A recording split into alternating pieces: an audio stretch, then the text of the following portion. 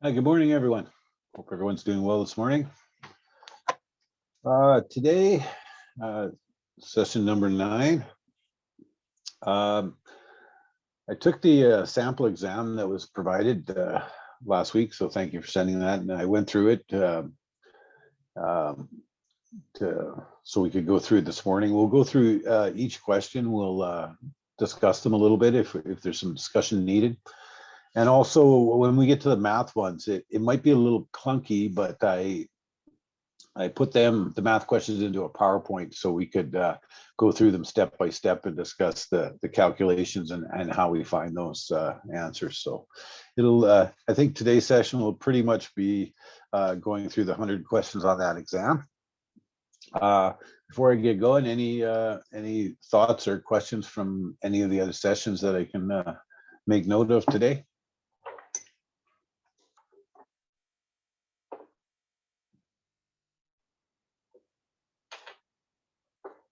All right, so let's just get started. I'm going to share my screen and we'll start, we'll go through that sample exam.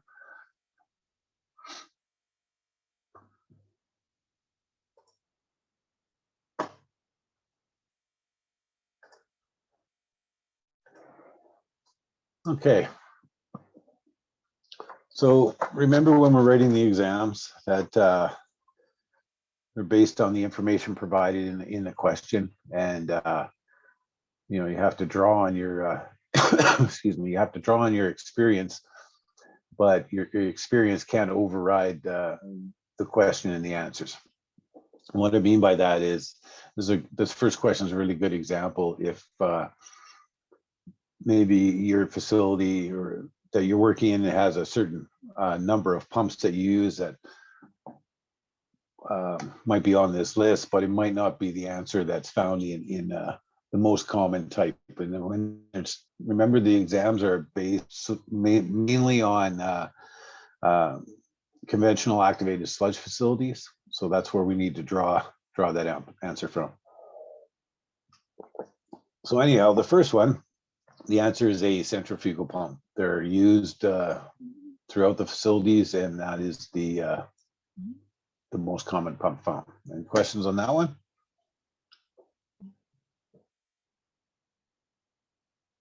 Okay, moving on. Return activated sludge. I think that one's pretty straightforward in what we've covered. That's returned from the secondary clarifier. I will pause briefly at the end of each of the questions, and if you have something that you need any clarification on, just please chime in. Okay. Hi, Mike. Good morning. Yep. I wrote A for that one. Aerobic sludge, aerobic digester. Okay. So just remember that in a conventional activated sludge plant, so return activated sludge, it's always drawn from your secondary clarifier. So that's the, I guess the key component in that question would be activated sludge. So it's whatever's living that you want to get back to your bioreactor or mixed liquor tank. It always comes from the secondary clarifier. So from an anaerobic or aerobic digester, although there are microorganisms in there, the digesters are designed to reduce the amount of solids. So different, or that bacteria, although it might be the same as in an activated sludge plant, doing a little bit different thing, it's given more time to digest the solids. But it's not, the solids are then, it's designed to remove them, not be returned to the mixed liquor tank in full volume like the secondary clarifier. All right, thank you. Great explanation. Hopefully that helps. Yes, it does. Thank you. And please, Ed, thank you for chiming in. If you don't chime in, then I'm not quite sure. We need to explain a little more. So thanks. This question, suspended solids tests are dried at a minimum of blank at a temperature of blank. This one, I'm afraid, is just something you're going to have to commit to memory. There's no, without having a standard methods book at the exam, it's going to be a little hard to, which you're not allowed to have, is going to be a little hard to to understand. So the correct answer here is C, 60 minutes at 103 degrees Celsius, or I think that's 217 Fahrenheit. And by the way, from what I understand, you will have access now to the latest version of the exams. There will be a lot less or no question, well, minimal questions on regulations, and only a certain number of math questions. And all answers or questions and answers should be in both imperial and metric. Okay. So this answers C. And like I said, I don't know. That was just one we're going to have to commit to memory. Okay. Number 4, what's the difference in the amount of chlorine applied to a flow and the residual chlorine remaining after given contact time called? There are several chlorine questions that are going to show up on your exam, so try and commit this calculation to memory, which will help you work through questions like this. So it's dose equals demand plus residual.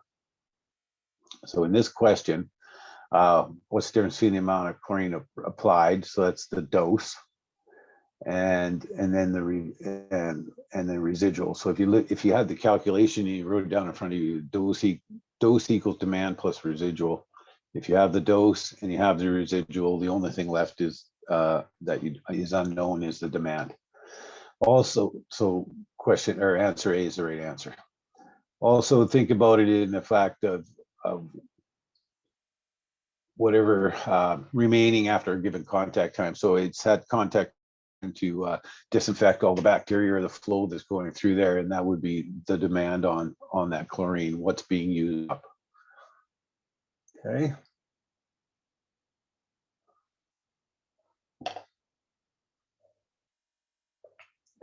So this is where it's going to get a little clunky. Like I said, we're going to go through this question, but I'm going to flip over to a PowerPoint and we're going to step through it step by step on the math questions.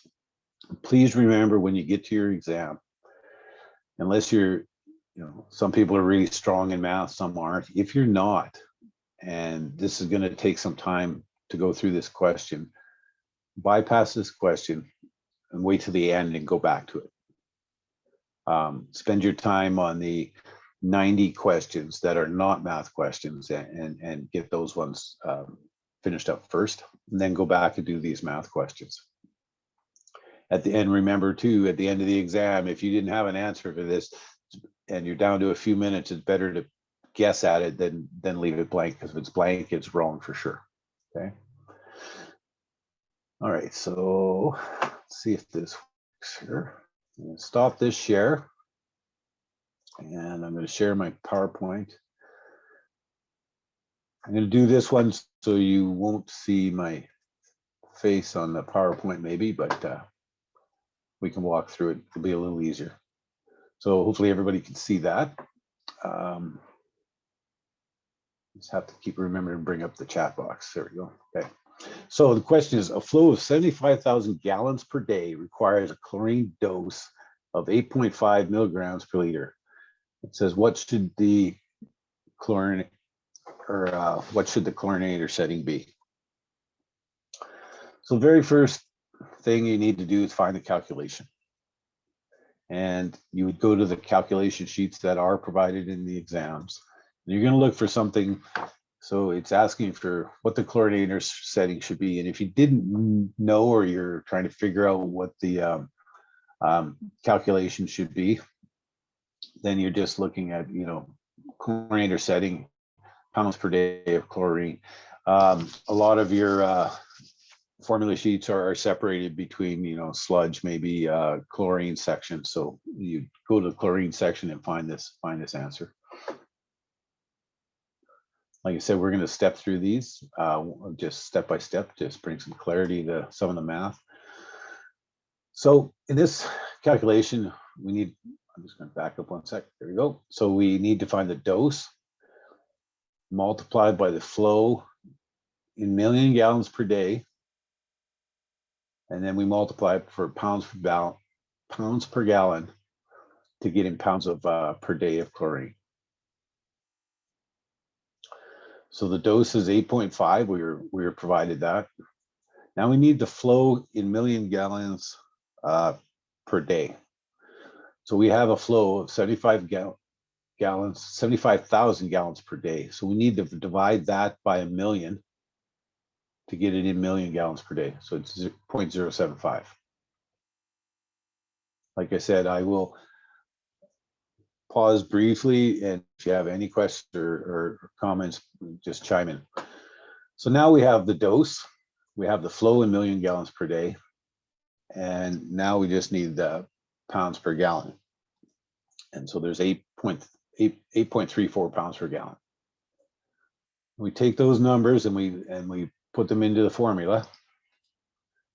We get 8.5, there's a dose, 0.075 million gallons per day, multiplied by 8.34 pounds per gallon, gives our chlorinator setting at 5.31 pounds per day.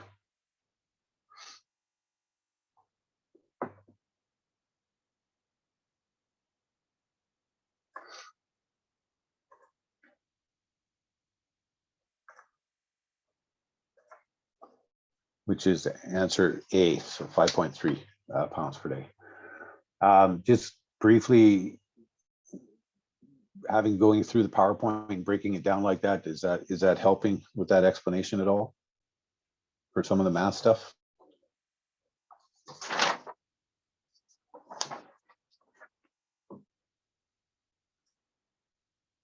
Okay, good. Okay, number 6. Another math one again. So when 930 gallons of sludge have been dumped in a digester, what is the approximate volume added? Okay, so let's flip back over my PowerPoint.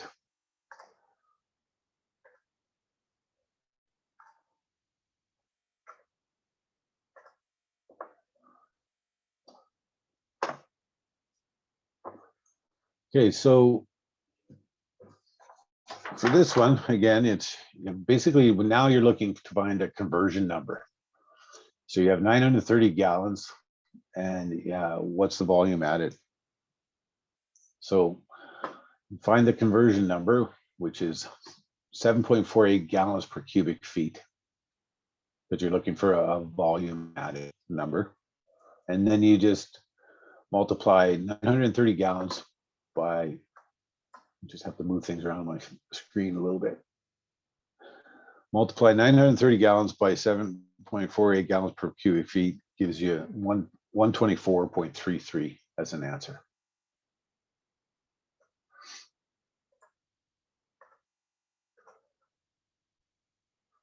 And this one, then you're looking at a lot of these questions, they don't, excuse me, a lot of these answers, they won't give you into the decimal places because some people might take 0.33 and round that down to 0.3. Some might round it to 0.4. So they just give you 124 cubic feet.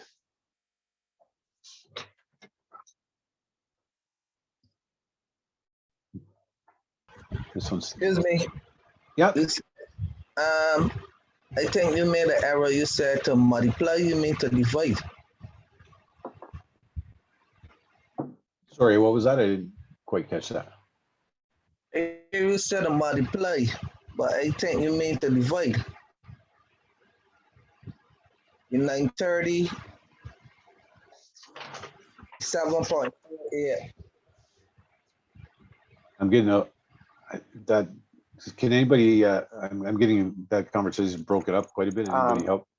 He said you made a mistake when going through the calculation. He said you used the word multiply instead of divide. Ah, correct. You're right. Yes, thank you.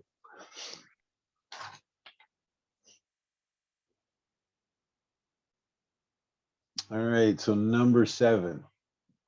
Flow rate of 20 gallons per minute.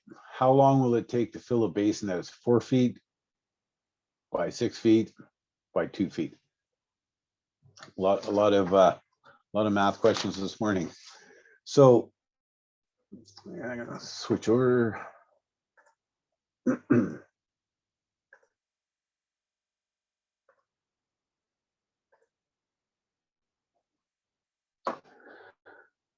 So now you need to find the volume, and volumes are usually in cubic feet. So you got to find that calculation. In order to get the calculation in cubic feet, so that's it's going to be three numbers multiplied together. So in this one, you have the information provided to you. It's just what's the volume. So it's 4 feet multiplied by 6 feet by 2 feet gives you 48 cubic feet. Okay. Now you have 20 gallons per minute, and wants to know how long it'll take to fill that tank. So need gallons. How many gallons? How many cubic feet in a gallon? 7.48. So you say 20 and divide it by 7.48 gives you 2.67. Okay. And then you plunk in the calculation. You have 48 cubic feet divided by 2.67 cubic feet per minute. Gives you an answer of 17.97 minutes.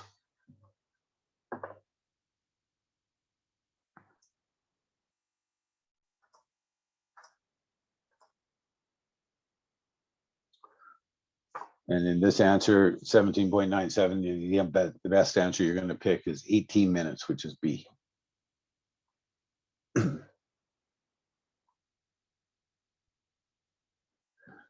Okay, so which of the following is the best definition of management? Just have to keep checking the chat box. So which of the following is the best definition of management? Now, if you're going to look at these questions, and this is a good example of, there will be probably a couple questions that are very similar to this. And let's break it down a little bit. So I'm going to start. So with answer A, process of achieving results by coordinating all resources. Sounds like a reasonable answer. You know, management of a project would be, you want to finish the project, you want to organize everybody to do it. So that could be the answer.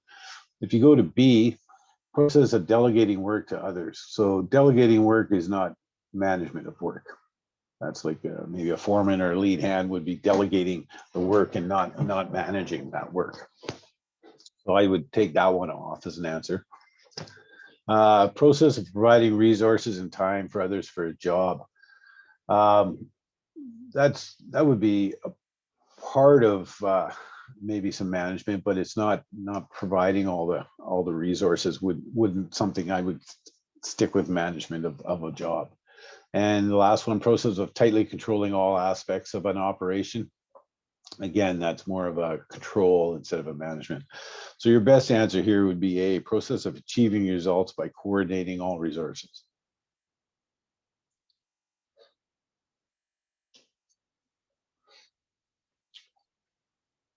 Number 9, how Repeat. closely an What was the answer? Sorry, I got a phone call for that one. Was it A or C? was that an important phone call? Yeah, someone's trying to get into your class. So Okay, just giving you a hard time. A.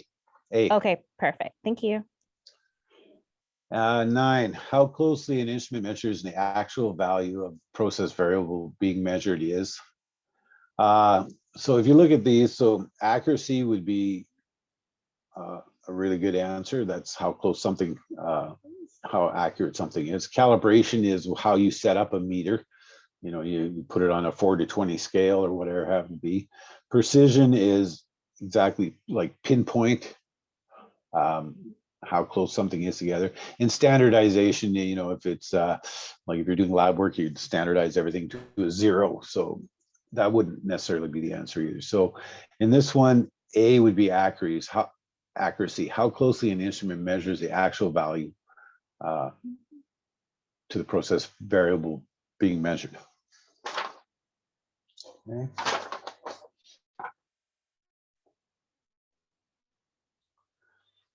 Number 10, a sedimentation basin parameter expressed as gallons per square foot or surface area per time is called surface. So if you think back to when we did some of our primary tank questions or that section, and if you're not sure about this answer, and the answer is loading rate, but if you're not sure, we'll just step through it. So in this one, they help you out a little bit because they call surface area per unit is called surface wasting rate. Wouldn't be the wasting rate because you're not typically wasting from the surface. Retention rate is about keeping things in a system, or how long they stay into the system. So now you're kind of down to two answers. One is loading rate and underflow rate. Underflow rate would be if you're trying to calculate how much would be going under a weir. So you're pretty much left, if you work your way through with question or with answer A, which is the loading rate per square foot. Hopefully I explained that one okay. 11, which is the following is an example of preliminary treatment. So if you're going to break these questions down, you have bar screens, aeration, basins, influent pumps, primary clarifiers. So bar screens are right at the beginning of your plant or outside the plant. So that could be a good answer. B, aeration basins are within the plant, and they're also secondary treatment. So that one's not to be considered. Influent pumps are also right at the beginning of your plant, but they're not, they're just a prime mover, not something that would be considered part of treatment or in this question.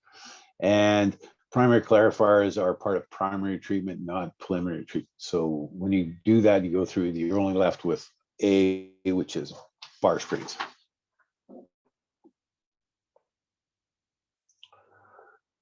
Number 12, what is the first type of valve you would most likely find on the discharge side of a pump?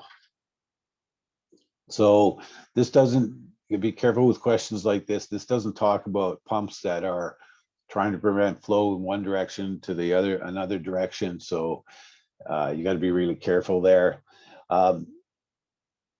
And it's most likely found on the discharge side of a pump. So if you're thinking a pump, you want to have as much flow through of that pump without any restrictions.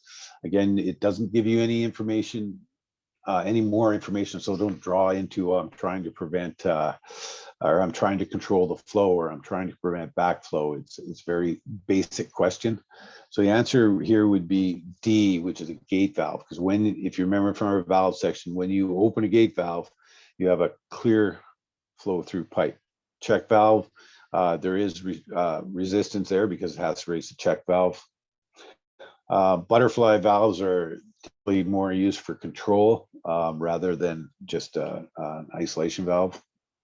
And it could be a ball valve, because when you open the ball valve, a lot of times you have clear flow there too. But typically you're going to find the gate valve, which is for isolation of a pump.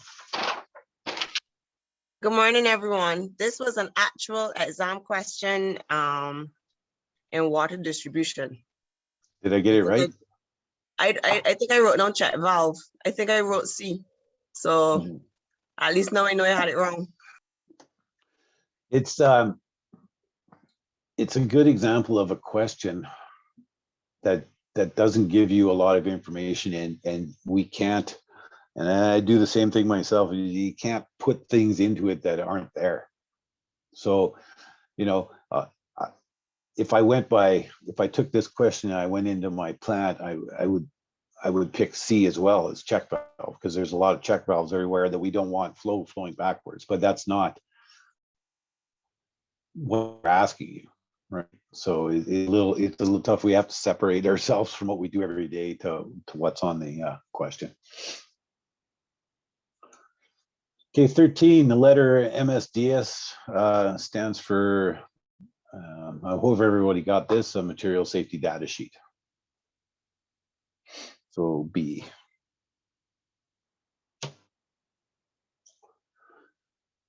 And 14, which of the following chemicals is extremely viscous and slippery?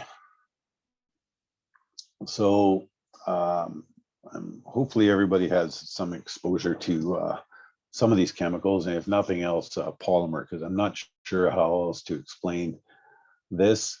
Polymer does come in a dry format and liquefied format. Even if it's a dry format, you have to mix it with water and to make it usable in your system. And if you've dealt with polymer at all and spilt any, it's very thick and it's very slippery. So the answer is A. Can you explain the functions of the others, please? Of the other chemicals? I don't use much with a ferric chloride or ferric sulfate, so I can't really provide too much of an answer off the top of my head for that one. Potassium permanganate is for iron removal.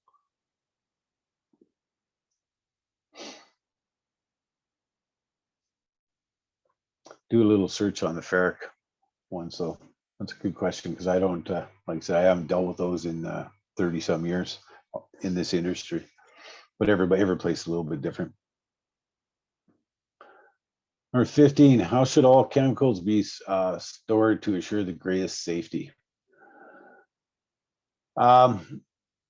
Any chemical questions, any safety questions, maybe it was exposure limits, anything like that, it's all according to what's on the MSDS sheet. So make sure you remember that one. So the answer to this one is C.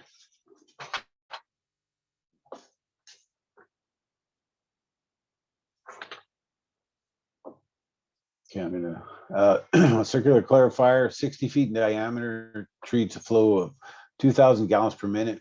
What is the service loading rate? Okay, let's switch back here.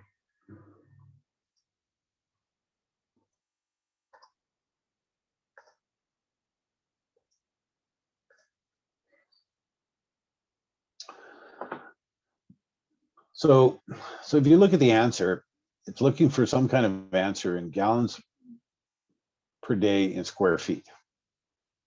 Okay.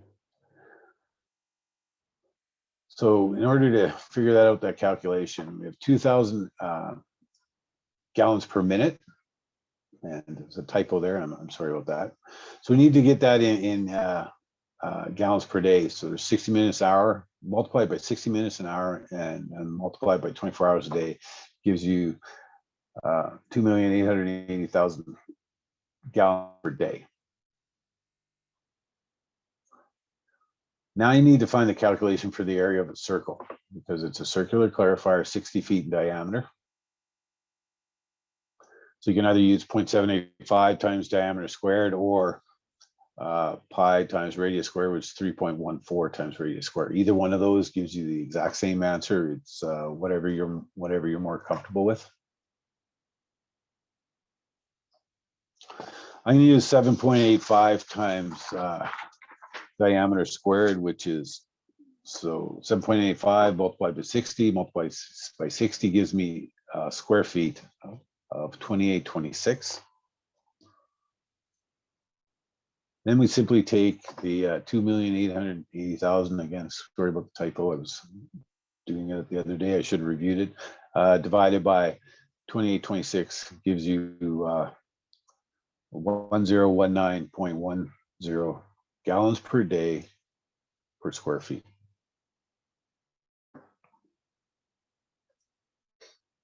These sessions are recorded, so you can go back and take a look at these. And so that gives you answer D, which is 1019 gallons per day per square foot. Excuse me.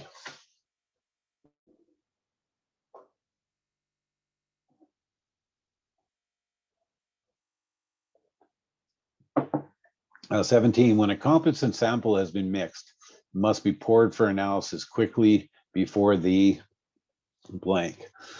From some of our conversations, I know that some people do some lab work, some don't. Hopefully everybody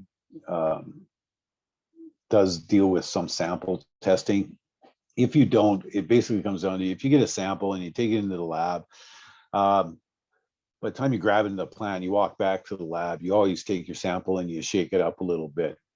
And so if you think about that, the reason you're shaking it is you want that sample to be as representative as to what's actually in the plant, which means the solids that will settle at the bottom of that can by the time you walked from your sample point back to the lab need to be mixed up in the sample. And so the answer is D, before the solids settle.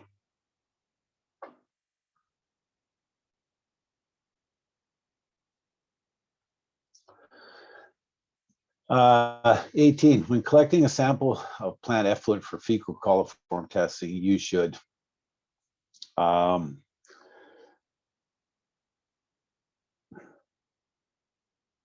don't try and think of it this way. So the answer is B. You need to they want you to dechlorinate, and basically you get prepared sample bottles for fecal coliform in most cases anyhow, and they have a little bit of chemical in the bottom. Basically what's in, that's dechlorinating that sample. You need to dechlorinate, so when you hold the sample and transport it to an outside lab for them to do their testing, that chlorine isn't active in the sample and changing what's in that sample. So try and commit that one to memory, because I would think you're probably going to see something very similar to that. Okay.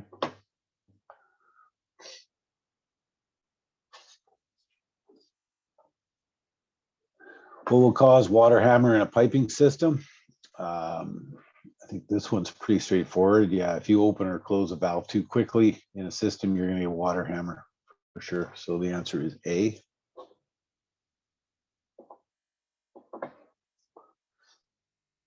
We've talked a lot about pumps, so positive displacement sludge pump should never be placed into operation.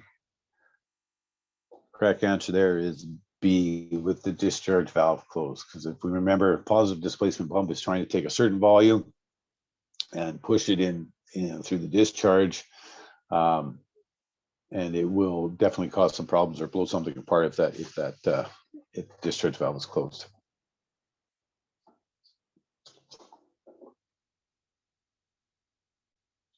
Okay, 21, analysis for which of the following pair of chemicals is valuable in determining the value of treated sludge as fertilizer. Good example of a question that's really drawn out and quite a few extra words in there that don't, can make a person kind of go read things a little bit differently, but it's basically asking how much, what pair of chemicals are you looking at for fertilizer? And so if you're thinking, if you related back to, if you have a, I don't know, if you have a garden or your lawn or something that you need to grow, phosphorus and nitrogen is the answer there, and that's what you'd be looking for. So the answer is C.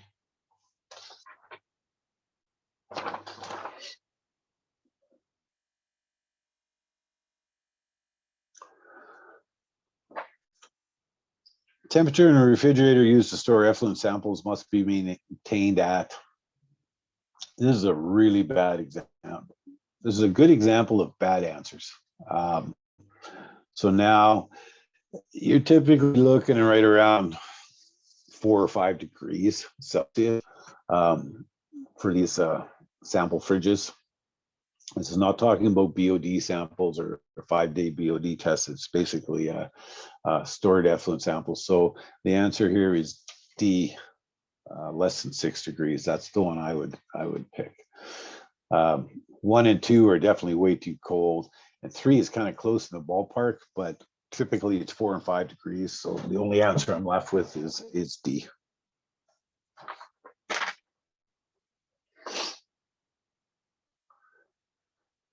Uh, 23, an aeration tank is 45 feet long, 30 feet wide, and filled to a depth of 8 feet. The suspended solids concentration in the aeration tank is 2,500 milligrams per liter. Calculate the pounds of suspended solids under aeration.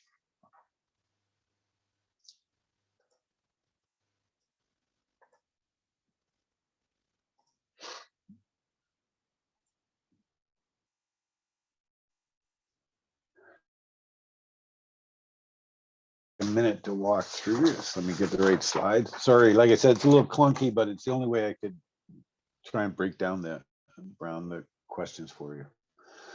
So again, you got to go back to the calculation sheet. You have to find the right calculation. And in this one, it's mixed liquor suspended solids in pounds, because that's what it's asking for. And it's mixed liquor times aerator volume in million gallons times 8.3 pounds per gallon. Again, it's asking for pounds in the answer. Okay. So it gives you the volume, or sorry, the volume is 45 multiplied by 30 by 8, which gives you cubic feet, and then multiplied by 7.48 gallons per cubic feet, gives you 80,784. Okay. Just have to move my screen around. Sorry. Okay. So now you're in your calculation. You give your mixed liquor spent solids milligrams per liter, which is 2,500. You multiply. Sorry, I missed one step that I should have put in here. Let me back up to this one. So that gives you found your volume, but you need to divide that by a million to get it in million gallons, because right now we just have a gallons number. We've done the cubic feet. There's 7.48 gallons in cubic feet, so it gives us 80,784 gallons, and we need to divide it by a million to get it into million gallons. So that answer would be 0.8 million gallons, or 0.08, sorry. We have 2,500 multiplied by 0.08 and 8.34 pounds per gallon gives you 1684.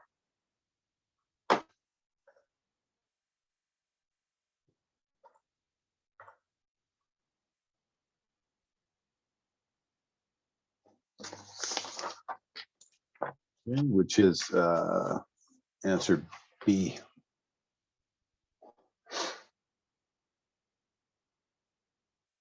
Hopefully you're not scratching your head too much on those ones. Which of the following is a cause for coning? So if we remember when we talked about, especially in our secondary clarifiers, coning. Coning is where you're causing a rat hole or a column in the sludge where you're drawing a liquid or sludge, thinner sludge through, and you have sludge building up on the outside. So, excuse me, if we're going to look at these answers, you got allowing sludge to become too thick in the hopper. That could definitely be one of the answers, because it could be thicker, and then in the center it's got a column that it's drawn through, and it's liquid's going to flow through the easiest path. B, too slow rate of sludge pumping. Too slow rate of sludge pumping might cause thicker sludge, but it's not going to cause coning itself. The skimmer moving too fast, that really has nothing to do with coning, because it's just spinning around the clarifier. You may not get the sludge settling you like, but it does not cause coning. And very thin sludge is the exact opposite of what would cause coning, because then you would have free flow throughout the hopper. So the correct answer there is A, allowing sludge to become too thick in the hopper.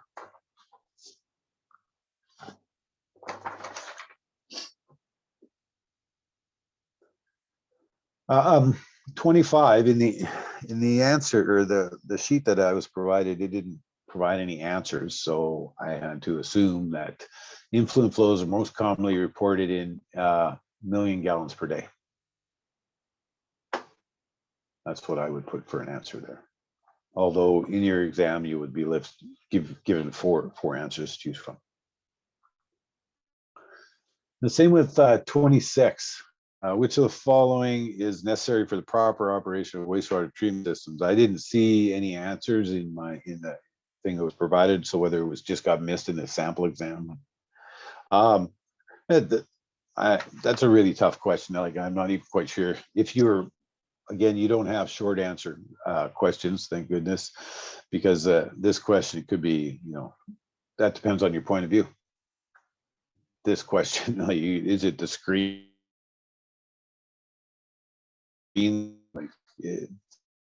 So if there was some answers provided there, it would be a little easier to figure out. Results from 60-minute soluble test of activated sludge solids are primarily used to determine a need to increase or decrease. So we're doing a settling test of activated sludge. And why, so then we have to break down, well, why would we be doing that? So sludge wasting rate definitely could be the answer, because we want to see how fast or what the sludge is like and how it's settling.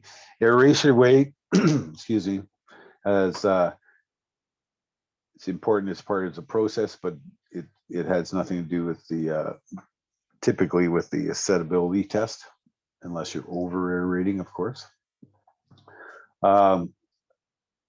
This has nothing to do with pH of the aeration basin. It doesn't ask you to do a pH test, and has nothing to do with figuring out anything to do with chlorine. So the only answer you're left with is A, which is waste sludge rate.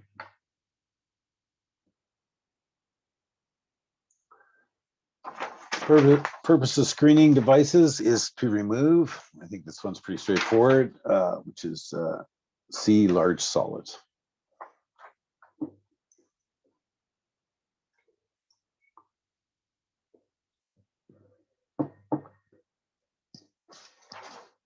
Uh, 29, water entering a collection system through roof, yard, and basement drains is called. So you have 4 answers. I'm going to jump to C and D for a second. Diurnal flow is the incoming flow to your plant that cycles during the day. In the morning you get a higher flow, and then it drops off a bit, and then in the early evening you get a higher flow again, and then it drops off. So it wouldn't be diurnal flow. Bypass is bypassing a portion of the plant or the plant entirely, so it's definitely not D either. So you're left with A and B. Infiltration is if there's a broken pipe or something happening in the system underground that's causing, or in a tank that's causing groundwater to flow into the system. So that's infiltration. Inflow is classified as exactly like the question said: roof drains, basement drains, something from the house that's coming into the system. So the answer here is B, is inflow. A lot of people may pick A, but infiltration has to do with tankage or lines under the ground where there's a crack or a damaged component, and you're getting groundwater infiltrating into the system.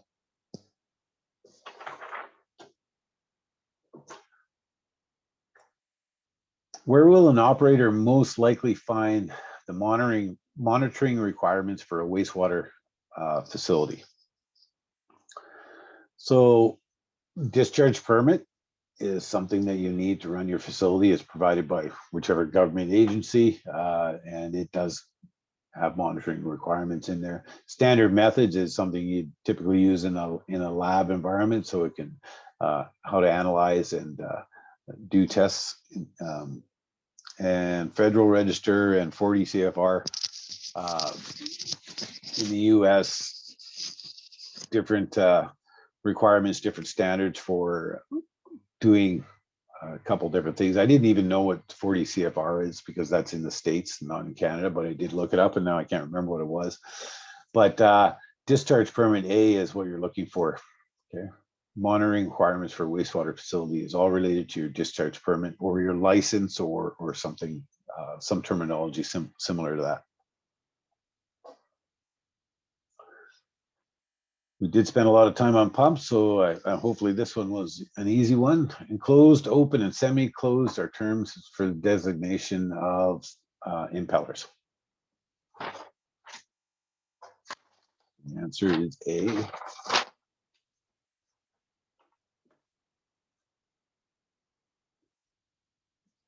What should an operator test for before entering a confined space?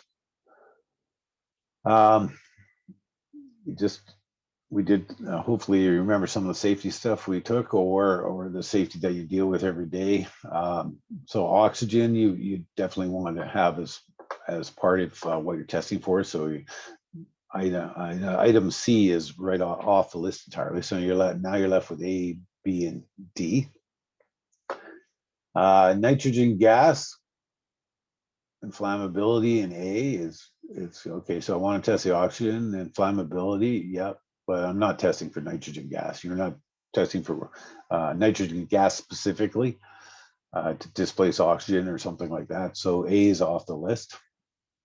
If you look at D, again, it has nitrogen gas. So if I took A out because of nitrogen gas, I'm going to take D out, which only leaves me B, which is oxygen, flammability, and toxic gases such as hydrogen sulfide. So the answer is B.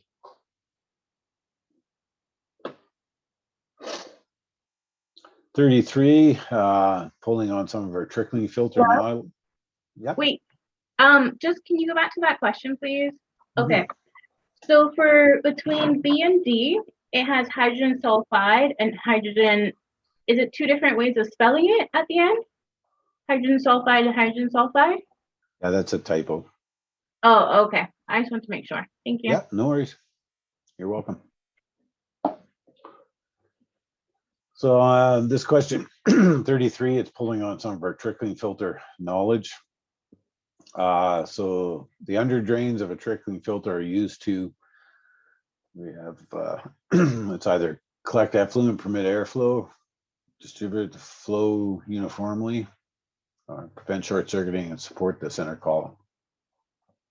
So if you remember when we talked about trickling filters and the under drains, we covered that the under drains are there to support the media, right? Which is allowing flow through, and then there's airflow as well. But if you didn't know that, and if you didn't know the answer is A, which it is, if you look through question B, distribute the flow uniformly, we talked about trickling filters, mainly the arm on top, distributing the flow around the tank. So that definitely wouldn't be the answer. Prevent short circuiting. There's no way that short circuiting would be happening in the tank due to some blinding off or sloughing of some of the biomass. So the under drains would be doing that. And support the center column bearing, they wouldn't be doing that either. You'd have some kind of other support for supporting the whole column of the drive mechanism, but not the under drains. So the only answer you're left with is collect effluent and permit airflow. So A.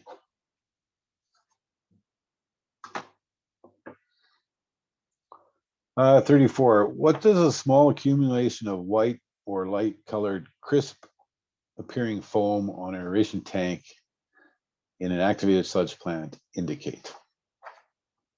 So we talked a bit about aeration tanks. We talked about foam and the normal color of foam. You got the maybe a little bit of greasy tan color is what it would normally look like.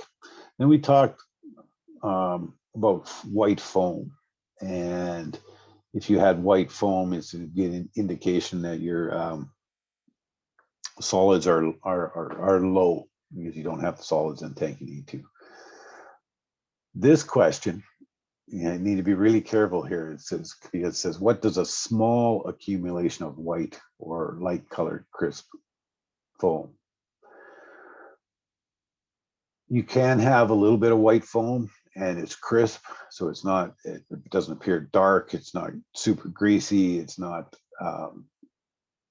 it would be more so what you tend to see. So the answer here is operations are normal. If you looked at the answer, mixed-liquor volatile spent solids are too high. If it was too high, it might be dark or black. Dissolved oxygen too low, would again be starving of aeration, which is going to eventually lead you to septic conditions. So it's not going to be that answer. And mixed liquor too old would be, again, you'd be heading down the darker color. So the only answer you're left with is operations are normal. Okay. But these questions can get a little tricky, because if the question was more so designed, you know, if you had excessive white foam on your bioreactor, what's that's gonna indicate? You wouldn't even have the answer here, but it's your solids are too low. So really take time and slow down and read the question before you start looking at the answers. Okay. I know I sound like, sorry, go ahead. Yeah, so with this question, right, when you're looking at it, it's almost like you have to find a problem in a sense. So when you see operations are normal, you wouldn't think that would be the right answer. But like you said, if you slow down and read it, then you can kind of come to the answer. Yeah, Yeah? exactly. Okay. Yeah. Thanks. And again, I'm sorry that I sound like a broken record, because I keep saying some of those things over and over and over, but this is another example of a question. If you read too fast and you slide right to the answers, you may get pointed in the wrong direction. So you just need to take a pause and read the question to understand it. So thanks for that.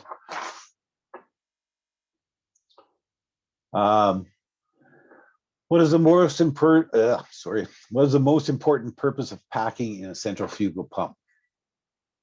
So we have 4 answers: prevents excessive leakage, absorbs vibration, supports the impeller, and lubricates the bearing. I'm going to start from the bottom, work up. So water does not lubricate the bearings in these pumps, so we can throw that one out. The packing does not support the impeller. The bearings would probably be part of that supporting program, but not the packing.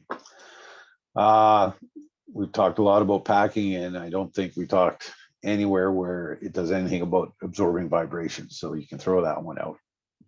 And the packing is it prevents excessive water leakage.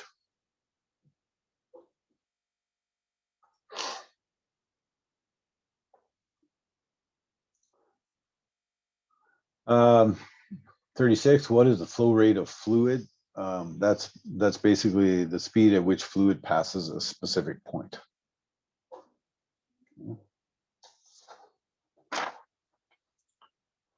37, what chemical is added to bacteriological sample bottles to remove residual chlorine from the sample? If you didn't know this one, please commit it to memory at sodium thiosulfate, because there may be questions about how do you dechlorinate a tanker or something like that, and it's always D, so sodium thiosulfate.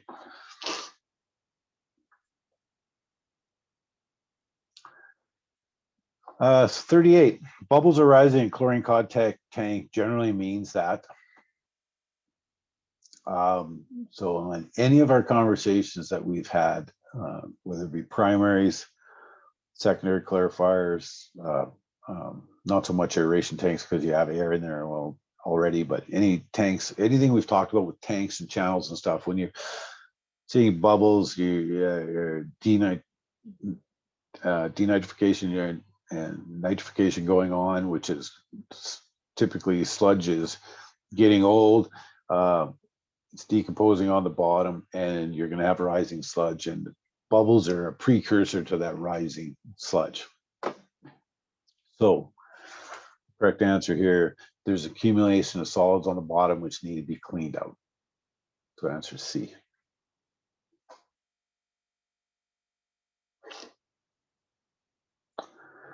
Uh, 39, the chlorine solution used in disinfection is injected. I think this one's pretty straightforward.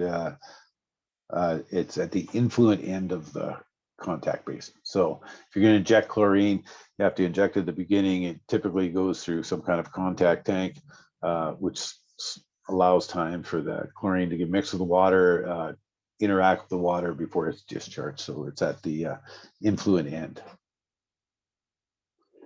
I like how they throw the end word in there because it's the effluent end and the influent end. You know? So just be careful when you read the answers.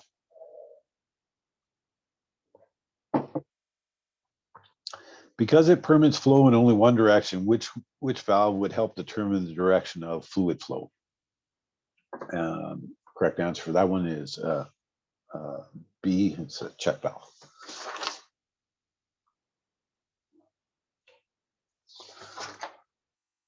Okay. 41, the flow of 186 gallons per minute equals how many million gallons per day? A little bit of sniffles this morning. Oops, there we go. Switch back over to this. So a flow of 186 gallons per minute equals how many million gallons per day? So take your 186 gallons, you multiply by 60 minutes an hour, 24 hours a day, gives you 267,840 gallons per day. But he wants to know how many million gallons. So you simply take that number divided by a million, gives you 0.26 MGD.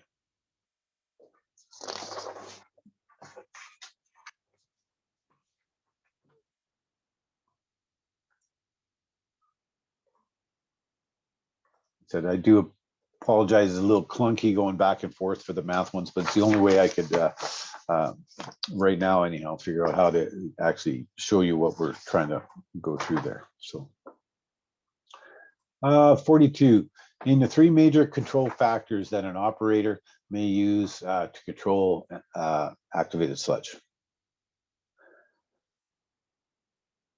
So with these questions, you have to take it when you take a look at the answer. So it's looking for three control factors that an operator may use. So it's what you can do as an operator in that facility, not designing, engineering. It's day to day as an operator what you can do. So we have a couple different things: flocculation rates, chemicals used, settling rate. Possibly. You could do something with the flocculation rate, I guess, if you're speeding and slowing down your flocculators. Chemicals used, yeah, you can control that by the amount of chemicals that you set your dosing pumps at. Settling rates, not typically, unless you're going to take tanks in and out of service. So let's look at B. You know, DO concentration levels, so you can change the DO set points. Return rates, so you can change your pump speeds. And solids level, and they clarify that by wasting. So yes, you do control your wasting as well. So that could be definitely one of the answers, or the answer. C is your overflow rates. Again, you're back to the only way you could change that is taking tanks in and out of service. So some not day-to-day changes. Solids level wasting, yes. Influent loadings, as an operator at a plant, there's nothing you can do about the influent loadings. What's coming in is what you have to deal with. Indeed, detention time. The only way to change that is, again, taking tanks in and out of service. Aeration, it doesn't talk about specifically DO concentrations as it did in B. It's talking about just aeration. So there's nothing much you can do that. And same with settling rates, you wouldn't have a lot of control over that. So you're left with answer B. DO concentration levels, return rate, and wasting rates.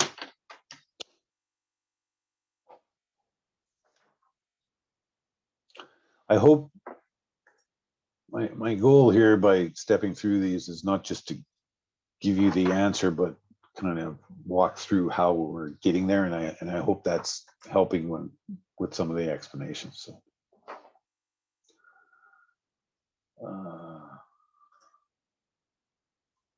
okay, so 43. Which of the following is the primary objective of preventative maintenance program? Excuse me. So preventative maintenance.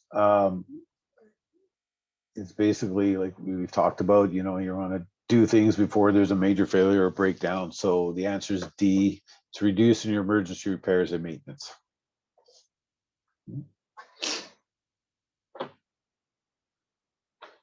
44, which of the following is a common open channel flow measuring device for wastewater? And that one is A, partial flume.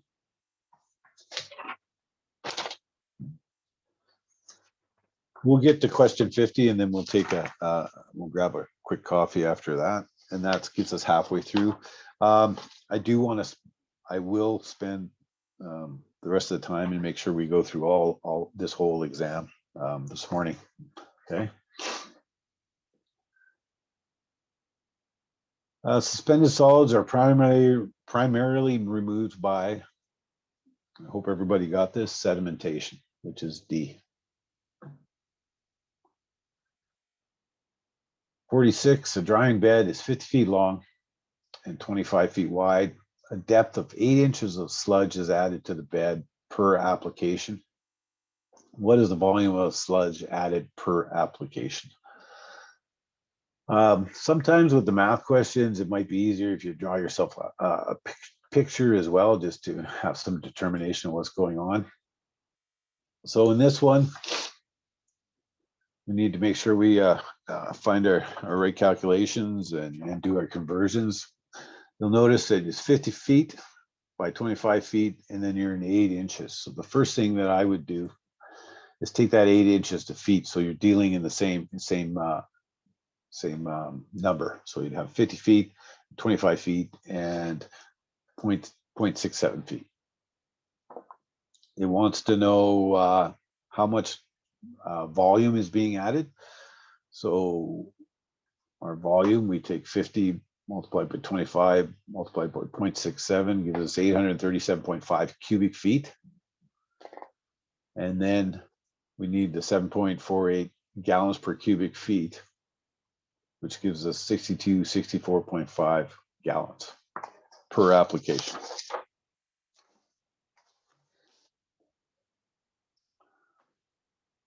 So 64,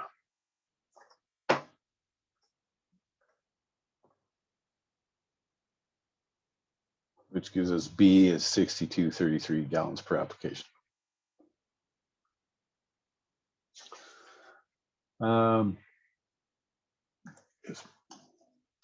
47, which class of pump should never be operated against a closed discharge valve? We talked about that this morning. So that's a positive displacement pump. So D is the answer there. I'm hoping 48 is pretty straightforward. Which of the following is the term for an organism capable of causing a disease? That's D, it's pathogen.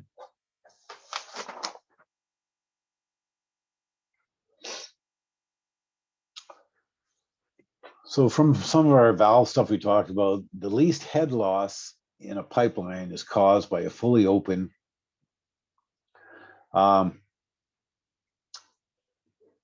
if you remember from your valves, I've never even seen an angle valve, but like a check valve, it's in the flow, so there's some resistance there. A globe valve actually has the influent and the discharge are a little offset. So when the flow comes in, when the valve's open, it actually makes a little bit of a curve and then goes out to discharge. And a gate valve in this example is the only one that has, when the valve's fully open, the gate's removed, it has a clear flow path through that valve. So the least head loss, no restrictions, would be C. It's the gate valve.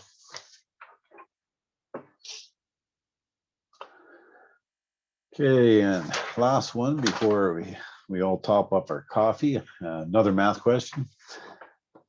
So switch over.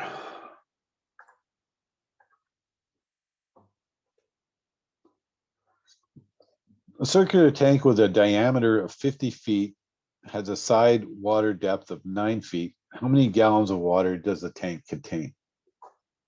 So you need to find the right again, you need to find the right calculation.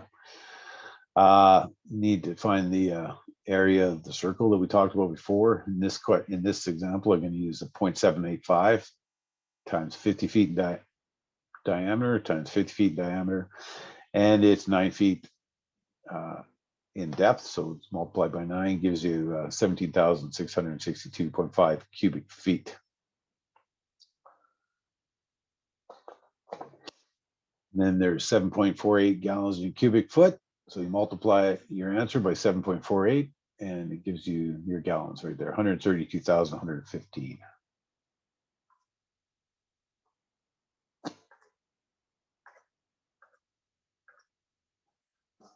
Which is answer C, 132,000 gallons.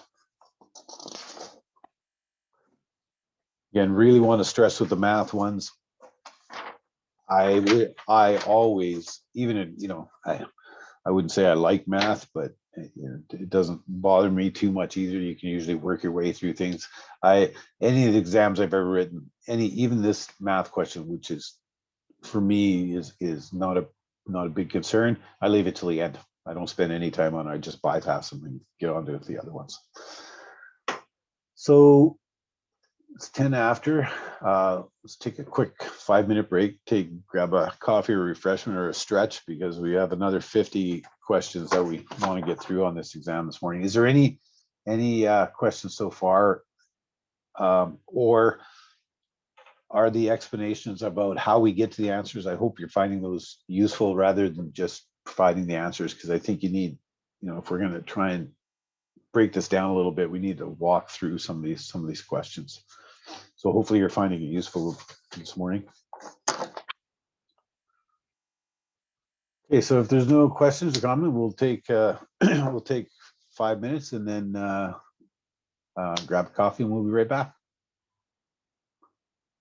Ignatius, did you want to pause the recording?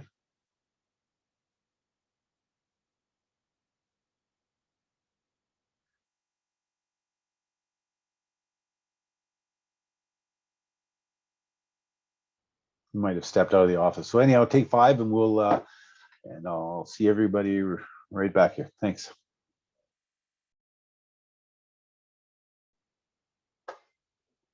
Thank you. Any questions on or any comments on the first 50 questions that we covered?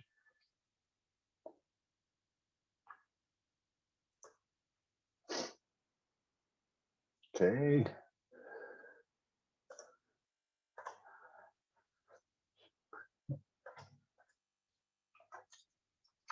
So number 51, records are most important for, the answer to this one's A, is documenting and evaluating plant performance. Yeah. 52, why is sludge normally treated prior to disposal? So the answer is B. Excuse me. In most sludge treatment, you want to, you know, trying to remove metals which are taken out in the solids, and any other hazardous waste. So hopefully destroying pathogens or removing them as well.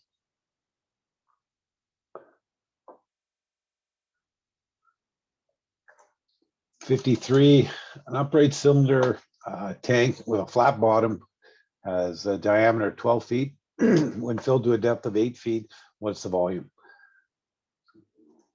Switch over to my PowerPoint.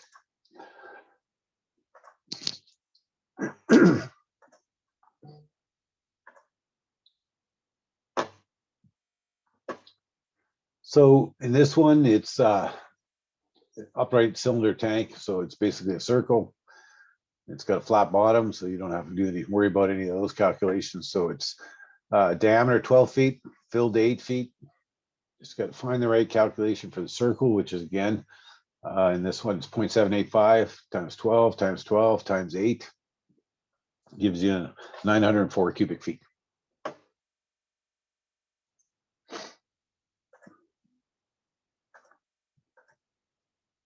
Which is answer B.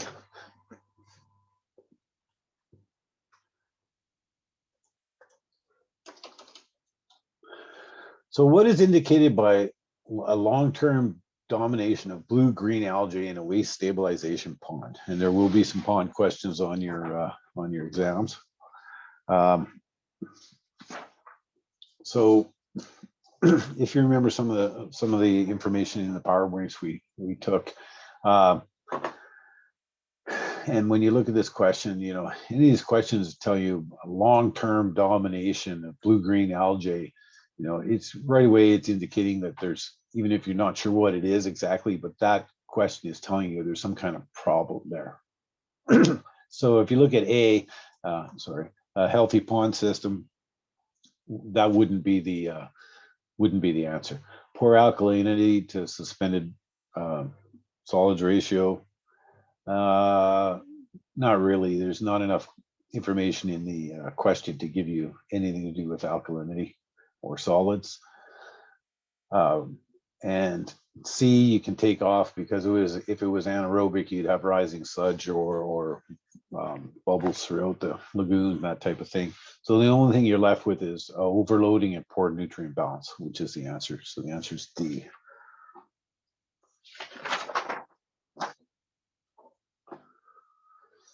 From some of the maintenance things, what should be done before greasing a set of motor bearings? So all bearings have a drain plug in the bottom, and the answer here is remove that relief plug. And if you remember from our sessions, you remove the relief plug, you put some new grease in there, so you're not building up pressure, and then you put the drain plug back in. So the answer is A.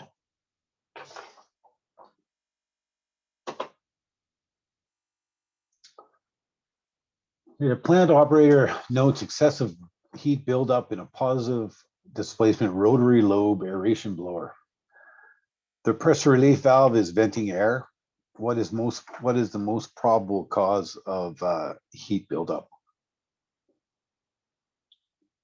So we have a blower that's got a lot of heat going up in there. Excuse me, the relief valve on the discharge of the blower or the header system is venting air. And so what's the problem? So a dirty inlet filter wouldn't have anything to do with that. That's on the inlet side of the blower, and the pressure relief valve would be either at the blower or on the discharge side. Clogged air diffuser system, that's possibly a good answer because the air diffuser is on the aeration system itself, which would causing back pressure. Dry slippage, definitely not. That's not going to cause any of those problems. And blower bearing failing might cause some heat in the bearing, but it's not going to cause the amount of heat and the excessive heat buildup in a positive displacement low blower. So the correct answer there is B, clogged air diffuser assembly.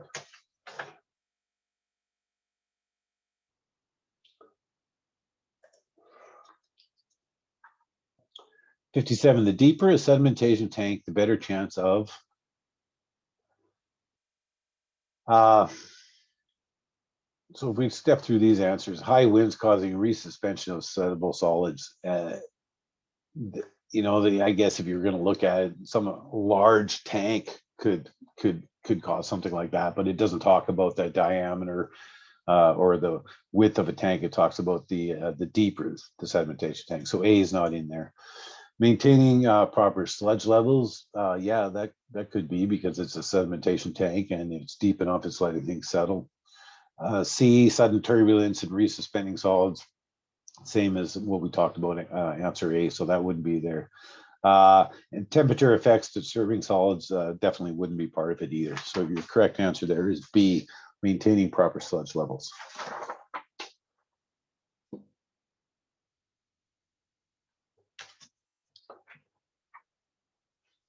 '58, the term shock load typically refers to a sudden increase in the, there will be shock load questions very similar to this on your exams, and the answer here is C, organic loads to a wastewater plant. So shock load is basically somebody dumps something in the system or something coming down the pipe of high organic loadings. Would not refer to inorganics because the inorganics might cause fouling of equipment or valves, build up in tanks, but the shock load refers to the biological side of things. So it's organic loadings in the wastewater plant.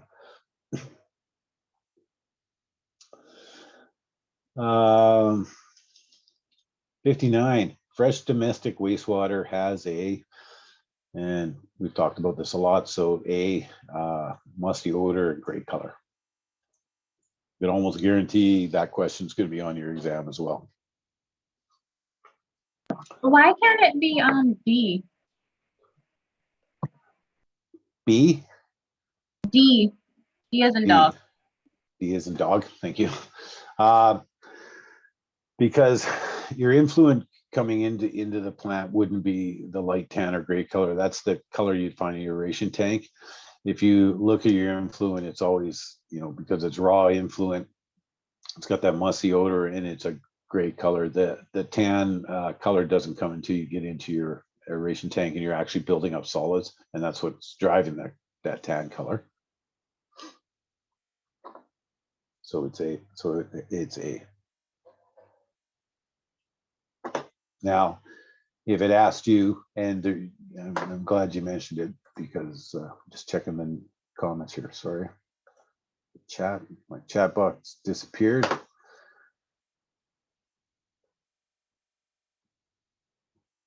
I can't see my chat box right now, so if there's something, somebody's chatting, they're gonna have to chime in with your microphone.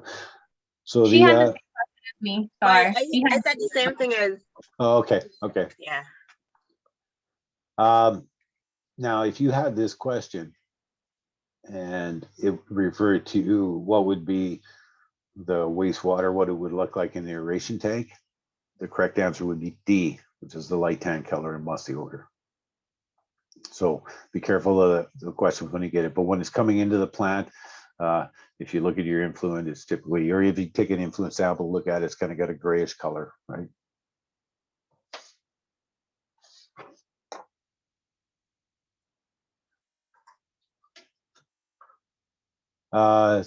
And 60, a jerky or inoperable sludge collector in a clarifier could be caused by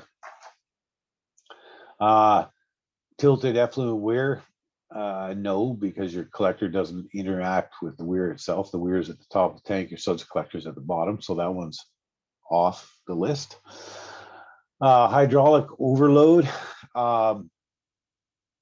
It doesn't give you much more information in this question. So if you were really trying to analyze this, and your hydraulic overload would be a whole bunch of flow coming into that tank, it might push on the collector as a whole, but it wouldn't cause it to be jerky, or wouldn't stop that necessarily stop that sludge collector. Short circuiting is within the tank itself if it's flowing from one side to the other, and without some massive amount of flows to affect the sludge collector itself, then that wouldn't be the answer. So the answer, you're only left with D at the bottom, is a sludge blanket that is too deep. So if it's too deep, it could definitely stop that collector or cause it to be jerky as it's moving along.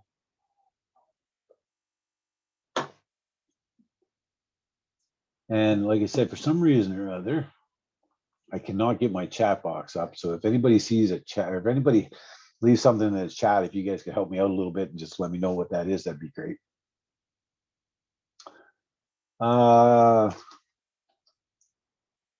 61, which of the following is a positive displacement pump?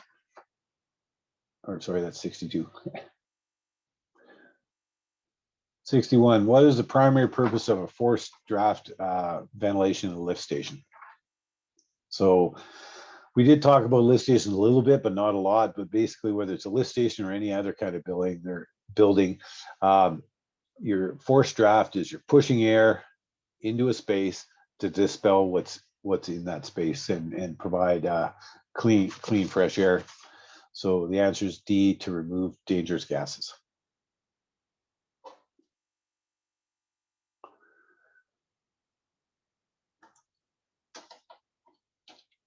(62) Which of the following is a positive displacement pump? The answer to that one is C, it's a piston pump.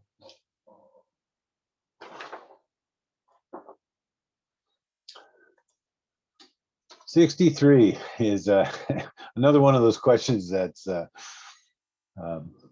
maybe not worded the best. There will be something security type questions on your exam. Not a lot of them, maybe one or two, that'll be it.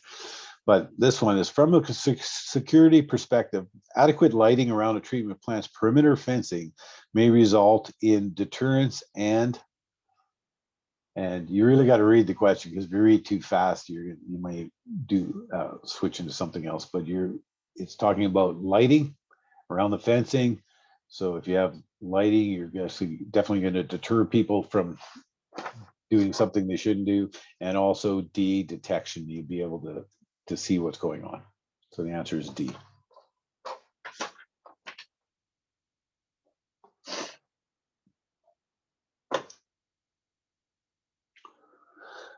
Uh, 64. A plant is equipped with a primary clarifier. Although the detention time is good and sludge is pumped frequently enough, the sludge removed is septic. What is most likely the cause of this condition? So we'll go through the answers. A, there's nothing to worry about because the condition often occurs and has little importance. Well, I hope everybody is not considering that as the answer, because that's definitely wrong. Mechanical sludge collecting equipment problem causing inefficient or there's a malfunction. That could be. High influent pH doesn't talk anything about pH, or it's just talking about the quality of sludge, so that one's out. And pumping rate's too high. If your pumping rate was too high, you'd be removing all the sludge and you'd have lower thin sludge. So your answer that you're left with is B, mechanical sludge collecting equipment causing inefficiency or malfunction. Okay.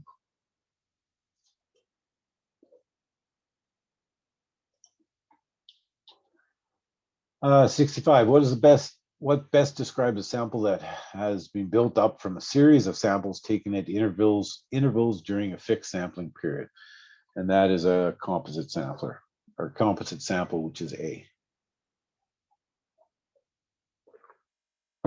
Any questions on samples?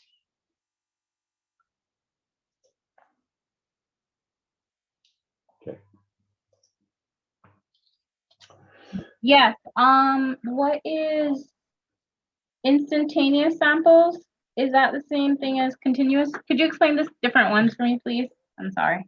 Yeah, no, don't say sorry. That's what we're all here for. So a composite sample sampler, the ones that are typical, the round sample, got a whole bunch of bottles into it, and every hour, for example, it takes a sample for 24 hours a day. So at the end of the day, you have a sampler that's filled with 24 bottles of the equal amount of sample, and then you take a little bit from each, you mix them up, each one individually, and then you blend them together and gives you could be a composite sample. Or you could have a composite sample, which is like your influent, it might be all be dumped into one bottle and taken based on flow or time. It doesn't make a difference, but it's every so often it takes a sample and it's in the bottle and you have a composite sample. Continuous sample would be something more like if you had a line that was allowing flow through it, so you can monitor a chlorine level. So the water is always flowing past the sensor. That would be more like a continuous sample. Instantaneous sample is a grab sample. And a periodic sample is just, if you went out there and grabbed a sample to do a specific test for something, would be a periodic sample.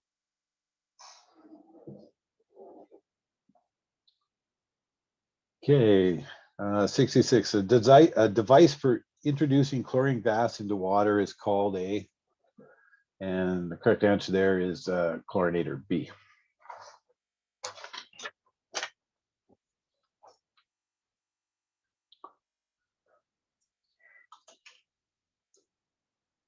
What is the chlorine demand if chlorine applied is 12 milligrams per liter and the residual is 0.0 milligrams per liter?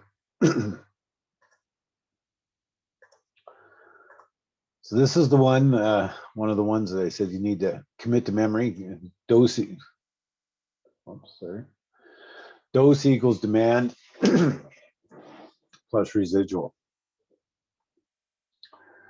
So you know the demand, or sorry, you know the demand and you know the residual. Or oh, sorry, I read the question wrong myself. So you don't know the demand, but you know that what chlorine applied is the dose, and you know the residual. So the calculation, then you know the dose, and yeah, that should be dose, not does, is 12.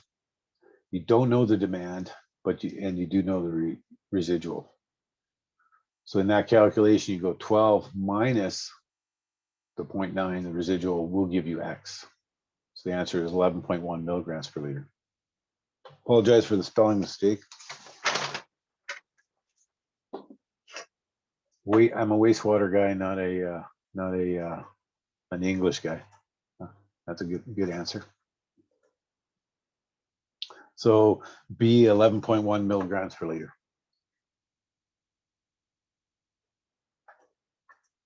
In 68, which of the following treatment plant devices protects treatment units?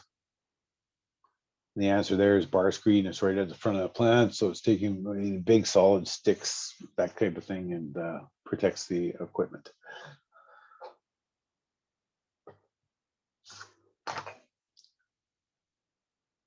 And 69, another one of our favorite math questions. We only have a couple of those left to go through, which is good.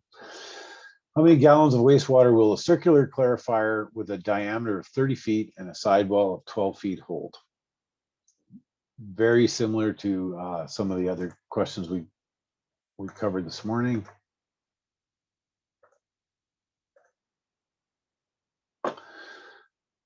So circular clarifier, you got to find the volume. So it's 0.785 multiplied by 30 feet by 30 feet by a depth of 12 feet gives you 8,478 cubic feet, 7.48 cubic feet in a gallon. So you multiply those together, it gives you 63,415 gallons.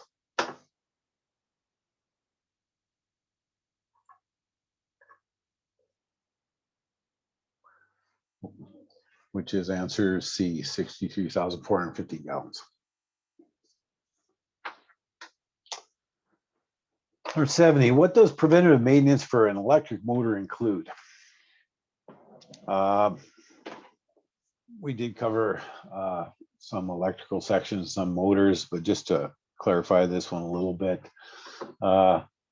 you would not be greasing the coils. Starting and stopping a motor often is actually wearing out that piece of equipment if it's not being put in service, so that would not be preventative maintenance. And then D, keeping the brushes lubricated. Hopefully you're not lubricating those either. You're going to have a problem with your electric motor. So the only answer that you can pick is C, is checking the amperage drawn by the motor. Now, typically that would be, if it was a clip-on meter, it'd obviously be done by an electrician, but there are like blowers and pieces of equipment like that that have monitoring devices that you need to keep an eye on your amperage as an operator. 71, the average daily dose, chlorine dose is 9.7 milligrams per liter. If the average influent flow rate for the month is 0.031 million gallons per day, how many pounds of chlorine are used in a 30-day month? If you're not a math type person, the way that's worded probably scares the daylights out of you. But when we break it down, it's actually not too bad. So again, you got to find the calculation, just like the previous chlorine calculation that we did. Find the calculation. And it's pounds per day equals the dose multiplied by the flow in million gallons per day, multiplied by 8.34, and then divided by this percent impurity. This last part, percent impurity, if it doesn't tell you anything about chlorine being 12% or 15% or whatever the number, do not include that in the calculation. It wasn't provided in the question. It's not part of the answer.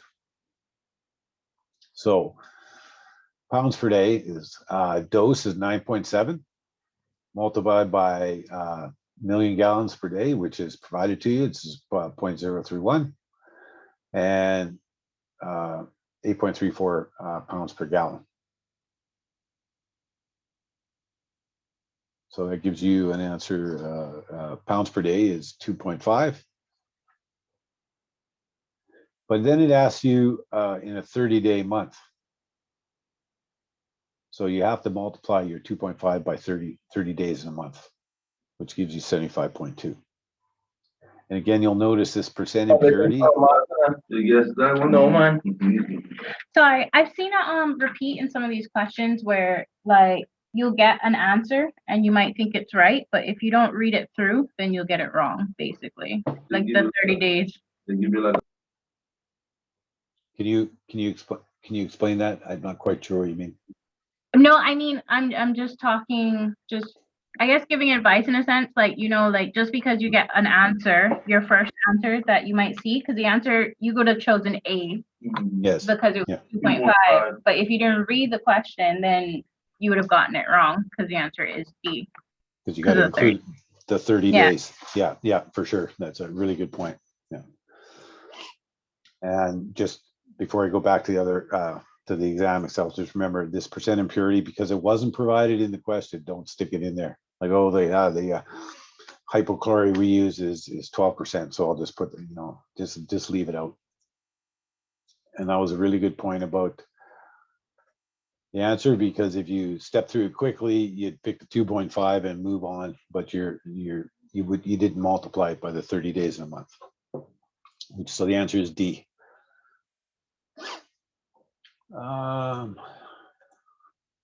It's interesting when you convert these documents back and forth, because I had taken this document and separated all the questions, so there were spaces in them, and then when I opened it up this morning, those spaces are gone. But flow measurements are important because they need to determine. So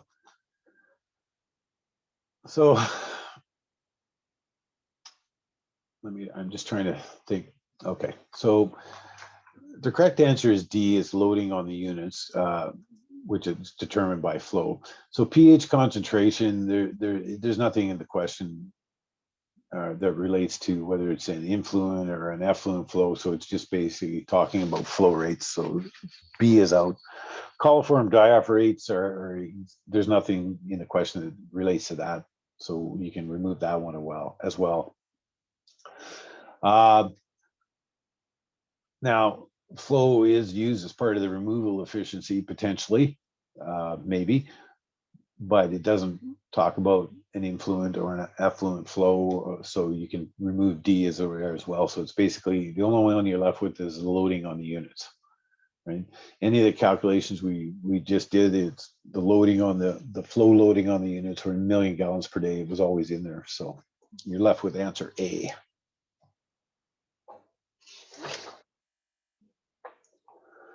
What procedure should be followed in opening and closing valves on a force main? Almost, not almost, every question, I'll put a finite topic on it. Every question you run across, it has anything to do with valve operation, it's open and close slowly. It's open and close slowly to normally operate. It's open and close slowly to prevent water hammer. The answer is open and close slowly. Every valve question is, you can go with open and close slowly.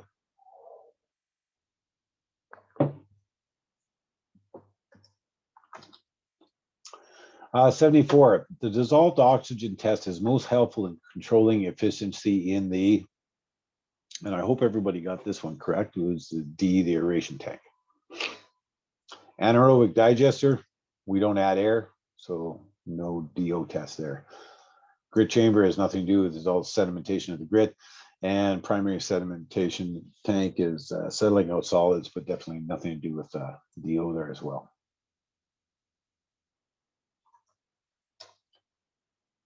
Okay, 75. Down to last two math questions.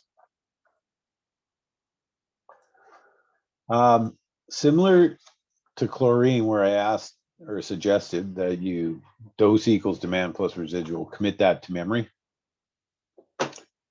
There will be efficiency questions on your exam. So if you don't remember this formula, make sure you take a second and look it up, because they're relatively, as soon as we're talking about efficiency, they're usually relatively easy answers, right? So the calculation for all efficiencies, excuse me, is in minus out divided by in multiplied by 100. Whether it's efficiency of aeration tank or a primary clarifier or whatever the case may be, the calculation is the same. So in this one, influent is 230, effluent's 176. So in minus out, so 230 minus 176 divided by in, which is 230, gives you 0.234. And multiply that by 100, and the answer is 23.4%.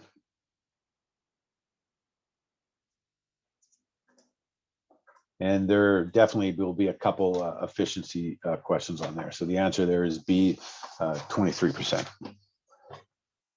In minus out divided by in multiplied by 100.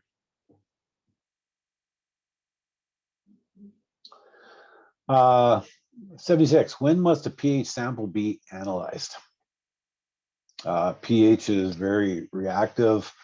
If you want a pH sample, you have to grab sample, unless you have an online monitor, of course. But if you want a sample in the lab, you run out, you take your sample, and you come back to the lab and process that immediately. So the answer is C, immediately upon collection.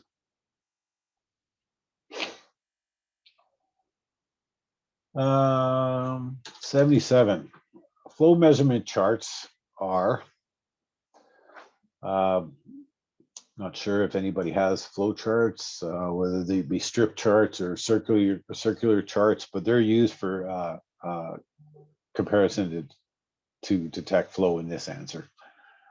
Okay. You could use them as part of your loading calculations, but that's not typically what you'd use it for. Read immediately. Well, you can read them anytime you walk by them or take a look at them, so that's not an answer, but useful in comparison to detect flow or see your flow throughout the day. And maintenance procedures wouldn't be part of that either. So the only answer you're left with is C.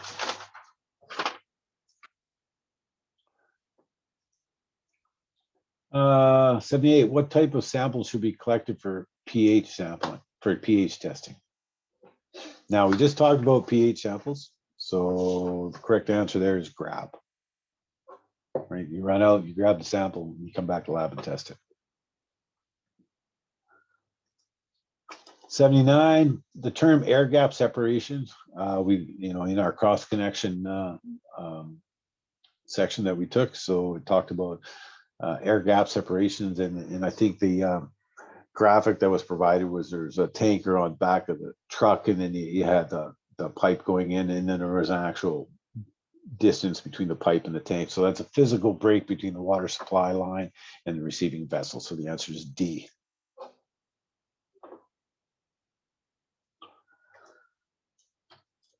When a lead acid battery for a sampler is being charged, a hazard may be created by the evolution of, and that's hydrogen gas there.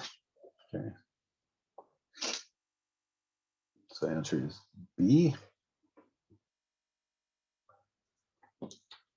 81, the pH of a typical domestic wastewater is, we talked a little bit about that, but the correct answer here is 6.5 to 8. I think in some of the literature we talked about is anywhere from like 6 to 7. So you got to remember, so you might lean toward, if you're going on the 6 or 7 range, you might lean towards B, but 5 is going to be way too low. So you got to jump up to your next best answer, which is 6.5 to 8. Okay.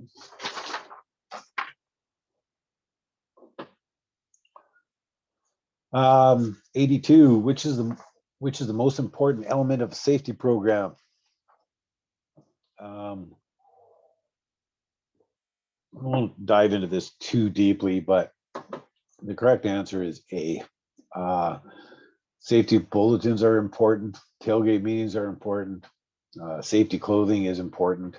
But the most important element of safety program is employee attitudes. Everybody thinks safely, put safety first, and hopefully everyone will be safe.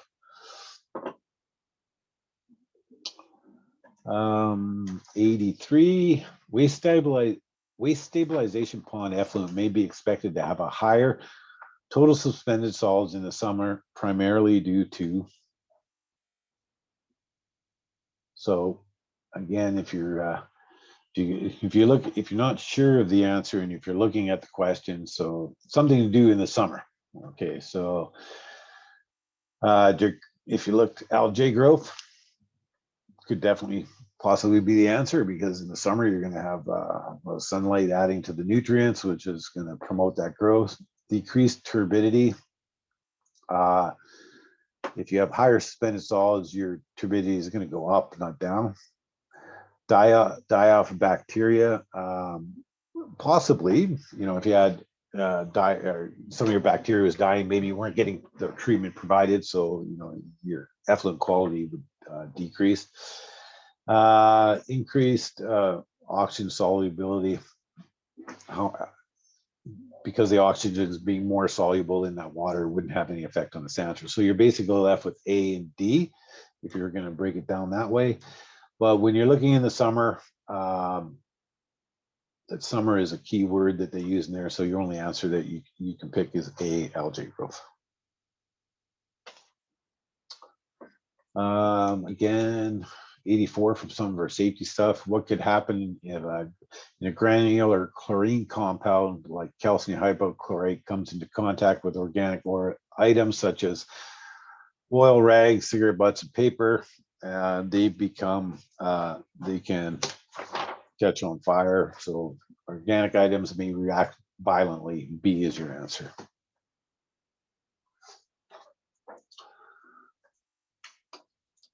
Okay.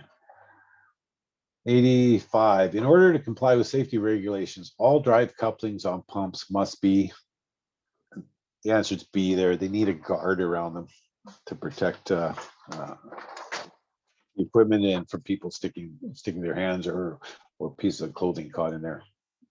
Interesting enough, we have some blowers that have guards on the couplings, but the blower itself is a centrifugal blower, and the motor driving them have a vent on the side to dissipate the air. There's a vent on both sides.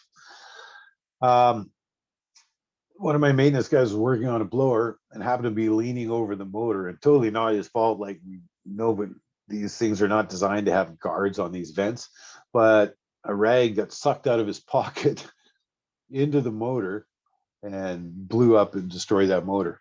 So now we went around and we put guards on each side of the motors to protect anything from being sucked in there. But just a note, if you have those, it's be careful around them, because things do get sucked into the motors themselves. You're not going to see this question as far as I'm aware anyhow on an exam, but two identical pressure gauges are placed at the base of two tanks of equal height at the same elevation. The water levels in the tanks are at the same heights. One holds 100,000 gallons, the other one holds 10,000 gallons. How will the static pressure readings compare? And your answers there, they're basically,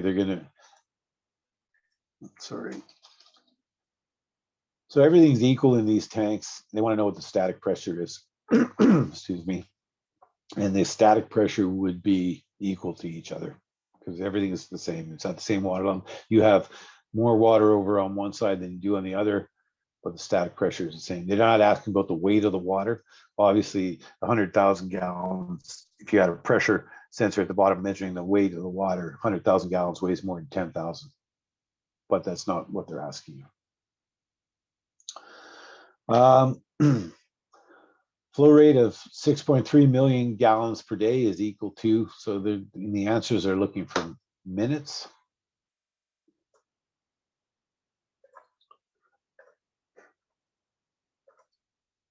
So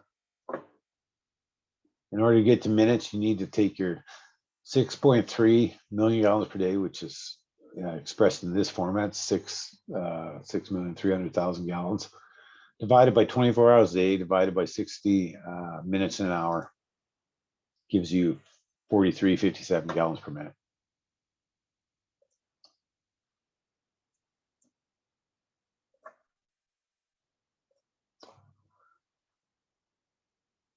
Which is answer, whoops, sorry, which is answer B there. 88, question 88. The joints in the rings of packing should be, we talked a lot about pumps and the packing, and you want to stagger those joints as you go around. So you put a row of packing in, the next one go in, it gets a little turn, next one in, a little bit of turn, so those lines are staggered. If they're not staggered, if all the joints were together, that water is going to free flow through those joints quite easily. So they're staggered.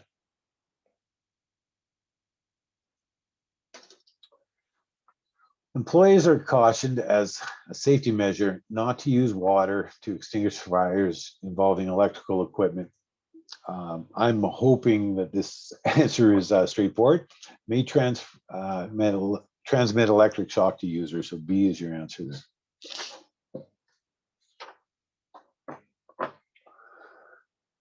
90. Which of the following is a correct statement regarding pH? We've talked a lot about pH, and it's measured on a scale of 0 to 14.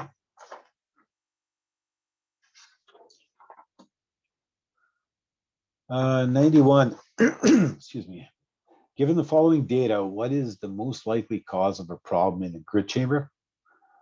Only one grit chamber in service, dry weather flow, high organic content in the grit removed from the chamber in service, and grit is accumulating in the chamber in service faster than it should. So if we look at the answers,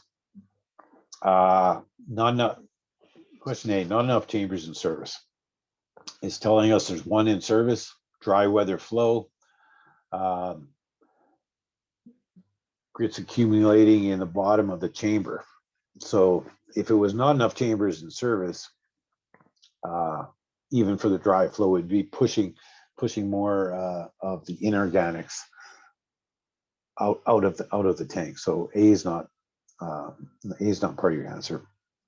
Sludge pumping too infrequent, so you're not pumping enough out of that sludge removal system, which is bringing more organics into the grit chamber, possibly, even though it's the, no, I won't get into that, but possibly, because the question does ask what's the problem in the grit chamber, and then the answer or the components are talking about organics.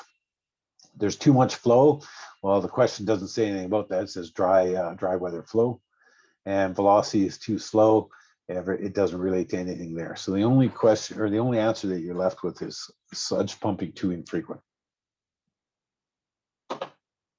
So the answer is B. 92. Seal water slowly drifts from the gland of a horizontal centrifugal pump with rope packing when the pump is operating. What does this indicate? And we've talked about this a lot, so I'm pretty sure everybody got that. The packing bolts or nuts on the packing gland are properly adjusted because it's supposed to have a slow drip there.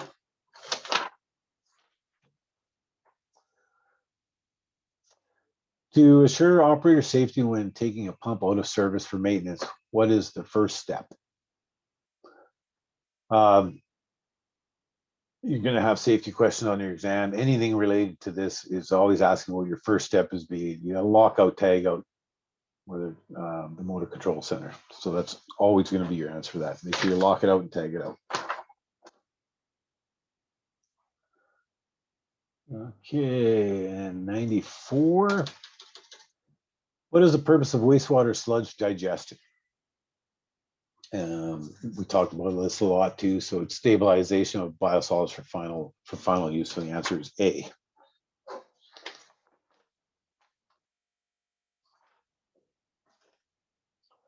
Uh, 95. the best way to know when enough sludge has been withdrawn from your primary clarifier is to, so if you look through the answers, time the operation of the sludge pump. And that would definitely be part of trying to figure out how much sludge you should be removing, but wouldn't necessarily tell you what the sludge looks like. So we're going to take that answer off. B is note the consistency of sludge in the sample. Yeah, that's directly related to when there's enough sludge.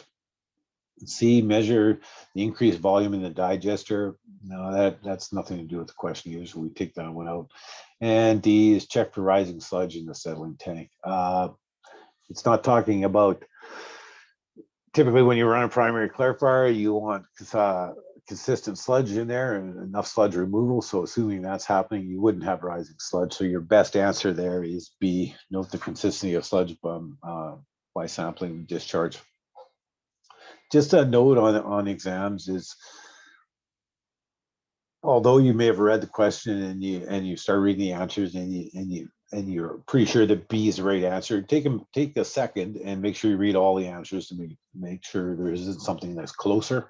But yeah, this one definitely is B. And a lot of times you're always picking the best answer. So that's a good example, is you want to pick the best answer out of the four. Okay. If the water pressure fails, does chlorinator continue to does chlorine continue to flow through the chlorinator? And the answer there is no. That's how they're designed, with a vacuum pressure or a suction pressure from the vacuum, and it draws it in. So if you have no water pressure, everything shuts down. You have no chlorine injection.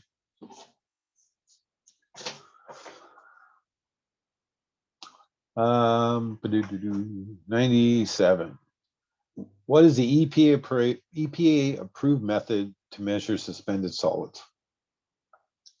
Whether it's EPA or standard methods, but the evaporating the sample and weighing the residue. Okay. If you're not sure what a suspended solids test is, it's basically, like I said, you're trying to evaporate the water off and weigh what's left. So you weigh the sample before, or weigh the dish before you start. You put a known volume of sample into that dish. You put it in the muffle furnace, or the whatever furnace you happen to have. Evaporate the water off, and then weigh the dish. So the difference between your initial weight and the residual weight, or the remaining weight, is then you do your solids calculation from there. Just a couple of questions left. I know it's been a long haul this morning, but I think it was important to go through this exam and try and provide you. For number 97, I had C. Don't you have to filter the sample and then you dry it and then you weigh it? Like, B and C seem similar. Yeah, they do for sure. So if you think about it, if you filter that sample, you're taking the solids out. So if you filtered the sample and then dried it and weighed the residual, you'd be taking the suspended solids out before you started even doing your sample. Does that make sense? But the question said measure the suspended solids. So, okay, I see where you're coming from. I guess.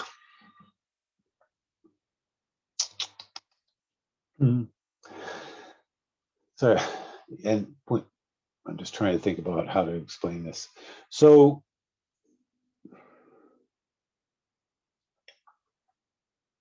okay, I guess it depends on which way you look at it, and you're 100% correct.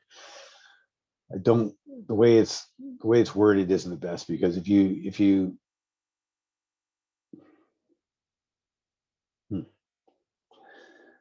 it could be C if there was. I guess C would be a reasonable answer to put if you were filtering the sample and then using that filtrate, maybe. But if you're taking the stuff out of the sample, like it's not worded the best, is what I'm trying to get at. And if I had to,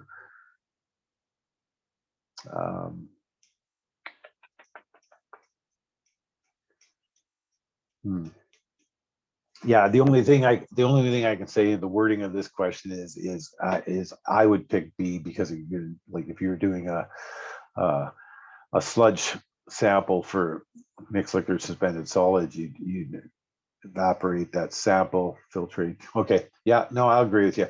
Good, I'm glad you brought that up. I'll go with C, filtering the sample, drying, and weighing the residual. I agree with you when I look at it a little more.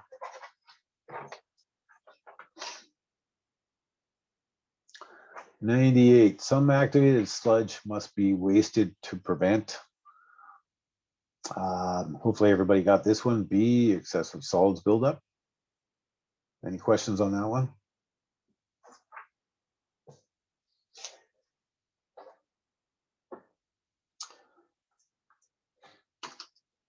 And number 99, a chlorine demand test will show basically the amount of chlorine required to satisfy the oxygen, biochemical oxygen demand. Okay.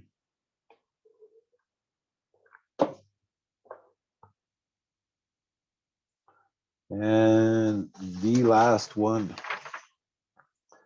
the outside belt of a 3-belt aerator blower drive system is frayed. The other 2 belts seem fine. The best course of action is to replace. We didn't talk specifically about, we did touch on belt drives. Let me get all answers on there. There we go. The correct answer, sorry, I just want to get all the answers there. Never mind. Sorry. The correct answer here is B, all belts with a match set of new belts. So if you see, there will be more than likely something very similar to this on your exam. And the idea of replacing all belts is you have 3 belts, they're all a match set. So when you replace them, you replace them with new belts that are all the same tension, same everything's fine. Rather than just replacing one belt that's not part of that match set. Okay, so if you do run across this question, all belts with a matched set of new belts is your answer.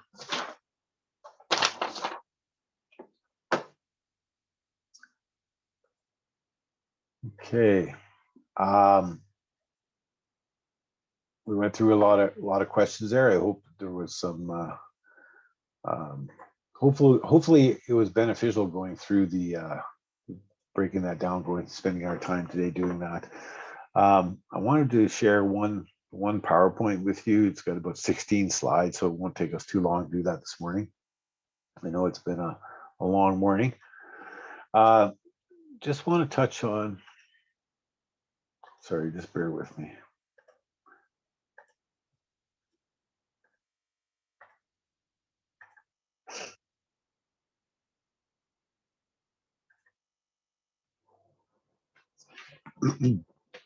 So it's just some quick points on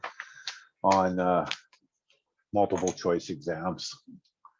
It'll only take us a few minutes to go through this morning. So we're going to be writing an exam. Again, they're all a multiple choice format. You're always given the correct answer, but there is always going to be 3 answers that are not correct. Some might be close, but they're not going to be right. So just take your time, go through them. Each question begins with a statement, which they call the stem.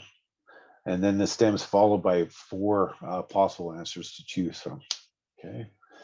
There's one of those is the right answer, and then the rest are called distractors. The following 2 examples demonstrate questions on how they're constructed to offer answers that appear to be correct if the person writing the test. If you don't fully understand the process or the question that's being involved, if you read too fast or you fail to read the question carefully, you can very easily get pointed in the wrong direction. So this is a good example of which of these pipe material is used for trunk mains and service lines.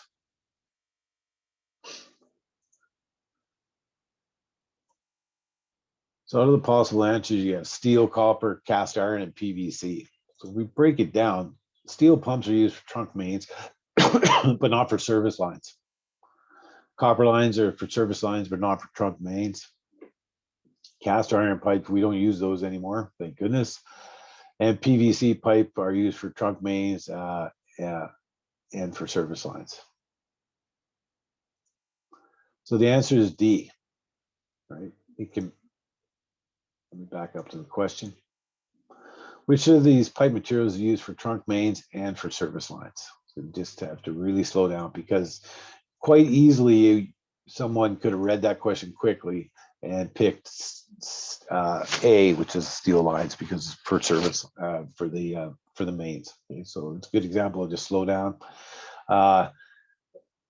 And the stems can be a little tricky. They don't make trick questions, but the way they word them can be tricky. So just read them very, very, very carefully. Order operations when doing math questions are very important. So in this question, you want to be doing what's inside the brackets first. You do your division inside the brackets, then you go through your addition, your subtraction, and then your multiplication, which is 8 times what was in that bracket. So make sure you're clear on the steps to follow. Okay.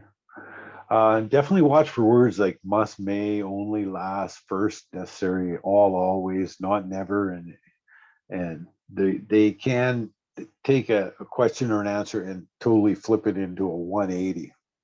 So if you had a word like must, like that, if that word must is there, like no matter what else happens, that must happen. It has to happen. Okay. So for example, which of these is not a physical characteristic of water? Or this one, what is the first step should be taken when swabbing a main? Like no matter, so not a physical characteristic and first step. Those are key words into finding your answers, especially if you're not sure what that might be. Without changing the question, you can try and rephrase it in something that makes more sense to you, might help you eliminate some wrong answers. A lot of times, or the majority of the time, the first answer you choose after reading the question carefully, going through the answers, is usually correct. So unless you're absolutely sure you're wrong, chances are you were probably right. Okay. If you're totally unsure of the question, just leave it, come back to it, spend more time on it. But if you've answered a question and you're pretty sure it's right, chances are it is. Okay, so be careful when you change them. You start second guessing yourself. When you second guess yourself, you start throwing a whole bunch of things into that decision-making process that are not in the question or not in the answer, and you can send yourself down the wrong direction. And I think that's about it for that. Whoops, stop the sharing. So took some time, went through those questions today. I think that was very beneficial, some good discussion on some of those. I think the next session you're doing your exam part, and then the session after that we're gonna. I'm not sure. I think Ignatius and Valerie have to figure that out and let me know for sure exactly the sequence. But either way, they will let us all know. Was there any questions from today? I know it was a long couple hours just going through all those questions, but I think it was really important to step through that. Not only the questions and providing the answers, but also how to get to the right answers on an exam. Any other thoughts or questions this morning?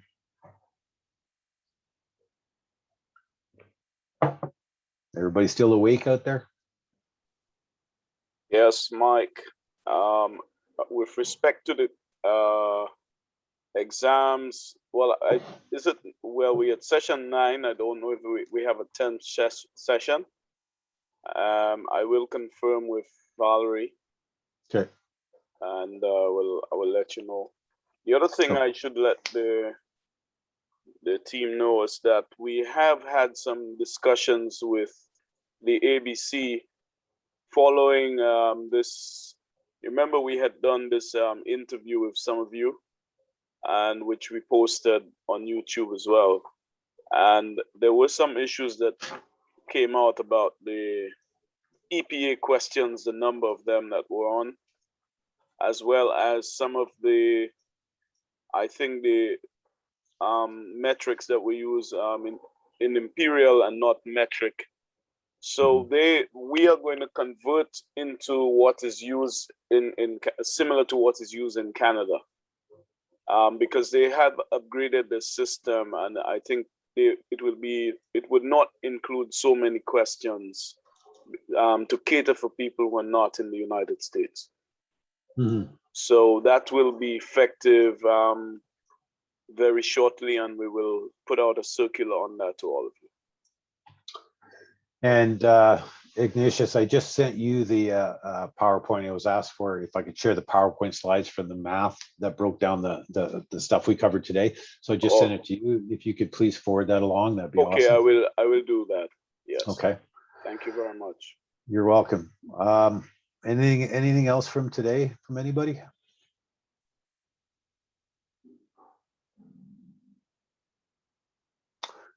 So it looks like we're okay. Well, thank you everyone for attending this morning. It's been like I said, I really appreciate everybody hanging in there. It's been a long few weeks and a lot of information, but you guys are doing really well. I'm very, very impressed. So thank you.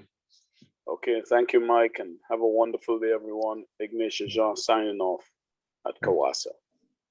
Bye. Take care.